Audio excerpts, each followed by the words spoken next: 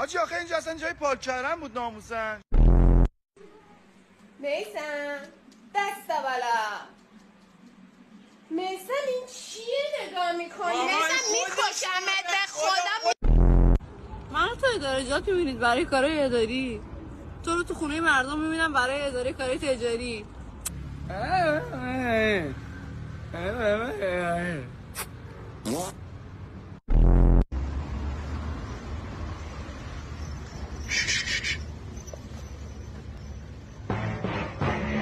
خجالت کشتاق مستعد.